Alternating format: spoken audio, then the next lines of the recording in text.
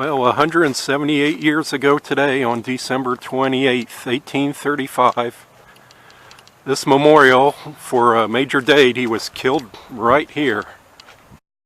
Major Dade was on his horse in the front of the command of soldiers traveling down the Fort King Road. And probably in this direction where the picnic pavilions are, the Seminoles fired him. And this was the original battlefield, or actually back there, which we're about to go. Captain Frazier was part of the forward guard, and he was killed in front when the Seminoles opened fire, right behind Major Dade.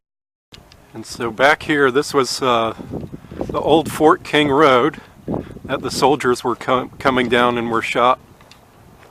The park was established in 1922, and one of the markers was knocked down during a storm this past year. Lieutenant Mudge was fell right here.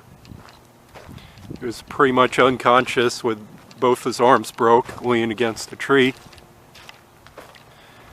And this ditch was not part of the battlefield. It was actually a later addition for the farming in the area to kind of drain the swamp. So back here, where the soldiers usually camped during the reenactment, this was the actual battlefield where 108 soldiers lay dead or dying about this time of day. It's about 2:30 right now on December 28th, 1835. These oak trees have kind of grown up and grown in the area, but originally there's a probably more open and pine, and back behind that fence there's a pond which was there, so the Seminoles had the soldiers pretty much surrounded. Is your classic ambush. And the soldiers probably had the cannon out here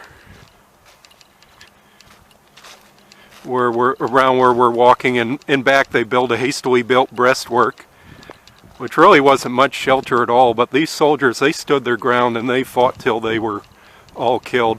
So they're very brave on that, and I know the Seminoles respect somebody to fight to the end like that.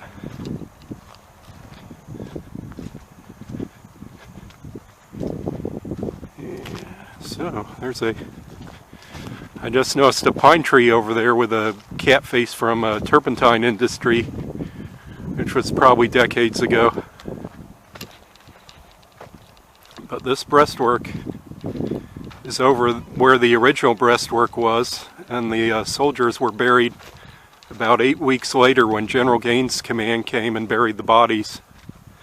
This is the breastwork